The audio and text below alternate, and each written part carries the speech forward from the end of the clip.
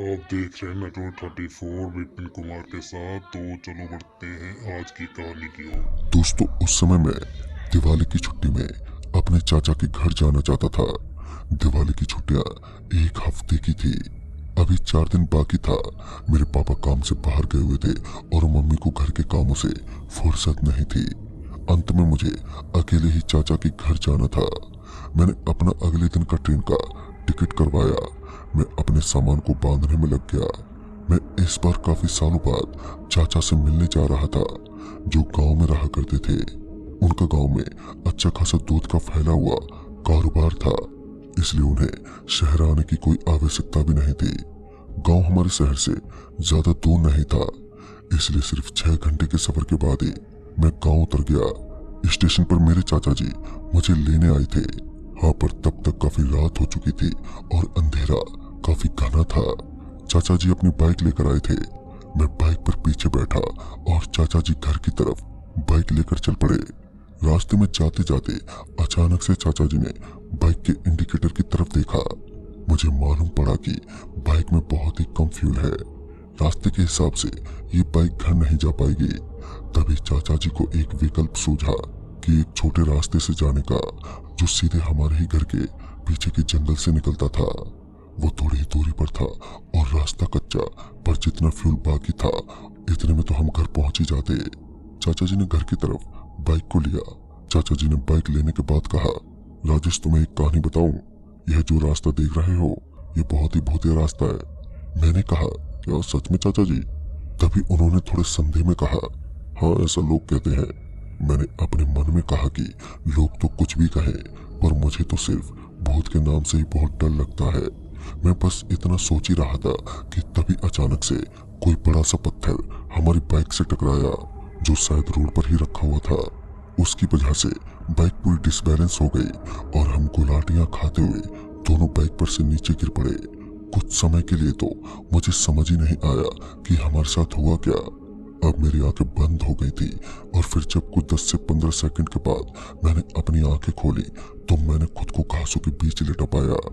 मेरे हाथ में जख्म था और फिर जब मैंने अपनी दाएं तरफ देखा तो मैंने पाया कि चाचा भी कुछ दूरी पर पड़े हुए थे। उन्हें उठने में काफी तकलीफ हो रही थी। मैं कैसे भी खुद को संभालकर चाचा के पास गया और उन्हें उठने में मदद की। मुझे उस वक्त थोड़ा भी दर्द नहीं हो रहा था, बल्कि उसके बदले कुछ अजीब सा वातावरण में बदलाव सा लग रहा था। फिर मुझे कुछ असामान्य सी ताकत का अनुभव हो रहा था। मैंने इस पर इतना गौर नहीं किया और अपने चाचा जी को एक पेड़ के पास बैठाने के लिए मैं लेकर जाने लगा। वो काफी बड़ा पेड़ था। मैं वहीं चाचा जी को नीचे बिठाने के लिए लेकर जा रहा था कि तभी पीछे से मुझे मेरे चाचा जी की आवाज आई, अरे बेटा, कहाँ जा रहे हो? मैंने जब आवाज सुनी तो मेरे कानों पर मुझे विश्वास ही नहीं हुआ। मुझे विश्वास ही नहीं हो रहा था कि मेरे चाचा जैसी आवाज कहाँ से आई है। मैंने जब पीछे मुड़कर देखा तो मेरे चाचा जी पीछे से मुझे बुला रहे थे। और फिर जब मैंने अपने पास खड़े मेरे चाचा जी को देखा तो वहां पर कोई नहीं था।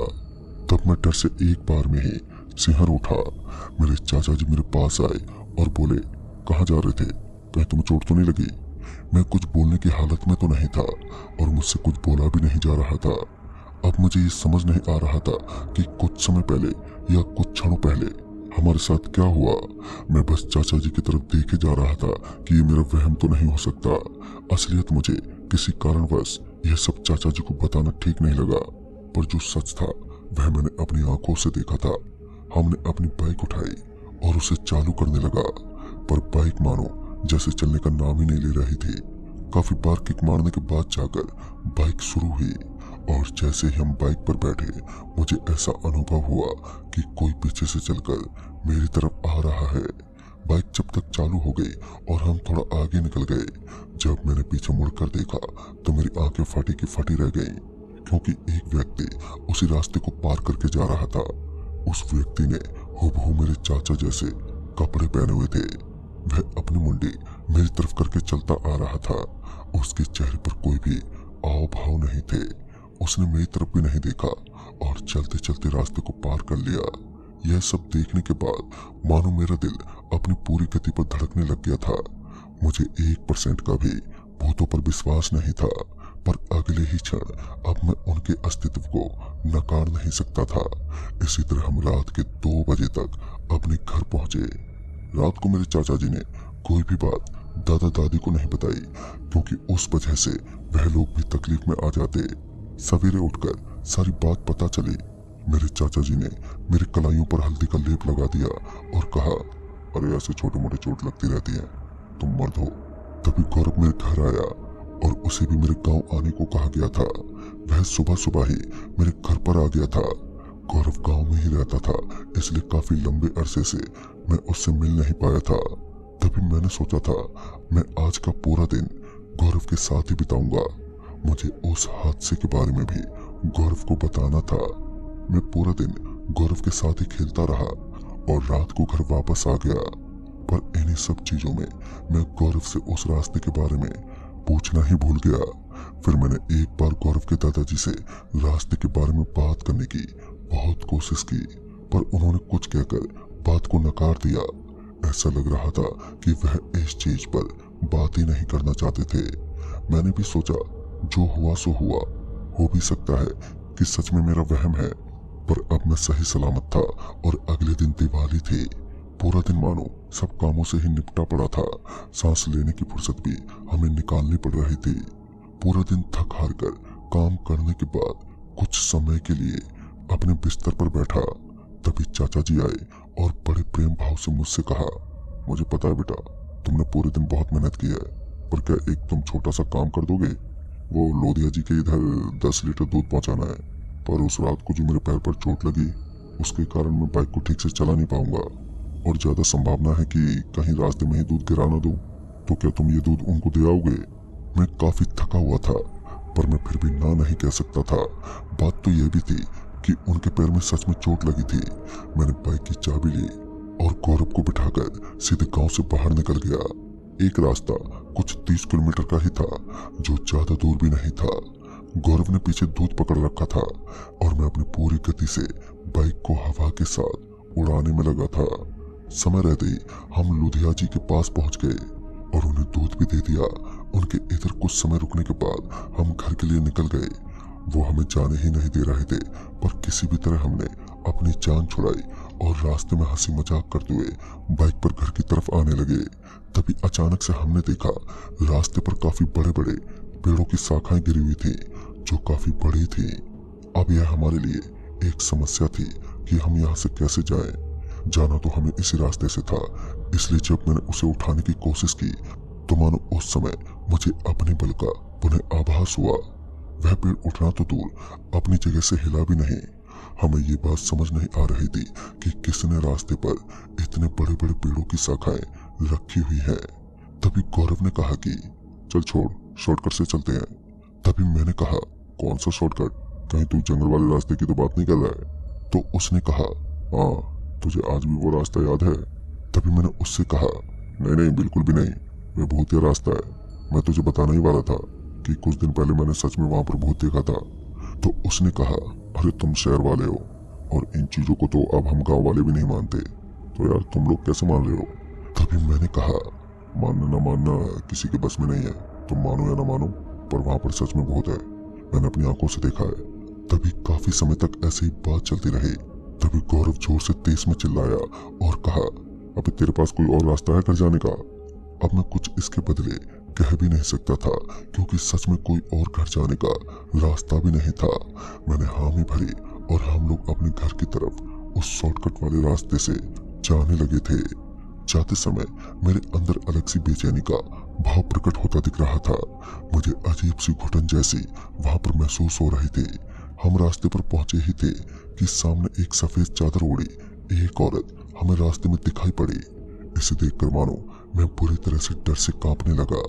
अब मुझे पूरा विश्वास था कि यह वही प्रेत है जो उस दिन मैंने देखी थी। अब गौरव के भी हाव भाव थोड़े बदले हुए जैसे लग रहे थे। उसने हिम्मत करके बाइक को साइड में रोका और उतरकर उसके पास जाने लगा। वहां जाकर गौरव बहुत जोर से हंसने लगा और कहा, अरे डरपोक, यह सिर्फ पुतला है, यह सफेद कपड़ा किसी ने इस पर रख दिया है। फिर मैं भी धीरे धीरे पास बढ़ने लगा और देखा तो सच में वह सिर्फ खेतों में बनाए जाने वाले पुतले जैसा था। उसके ऊपर सफेद कपड़ा रखा हुआ था।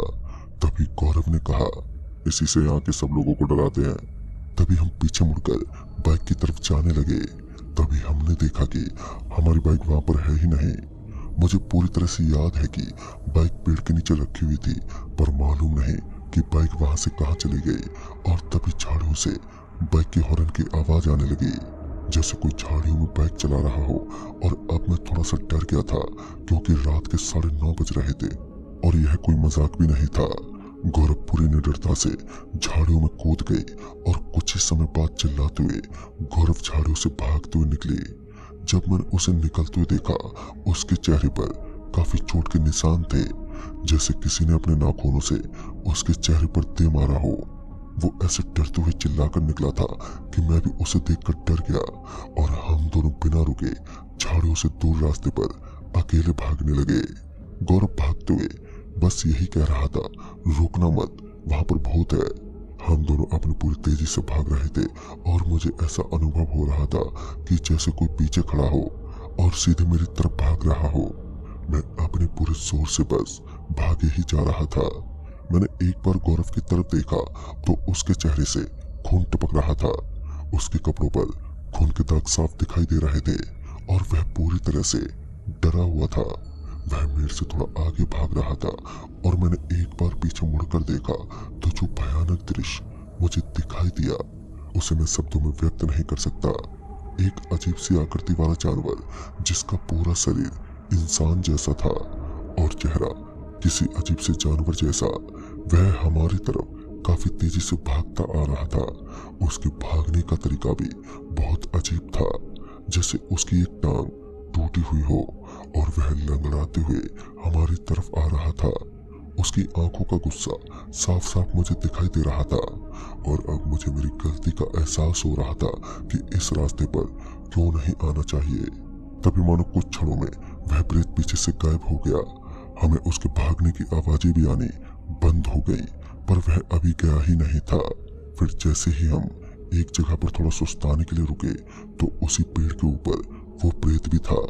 हम जंगल से लगभग बाहर ही आ गए थे, पर फिर भी उसका साया हमें छोड़ने का नाम ही नहीं ले रहा था।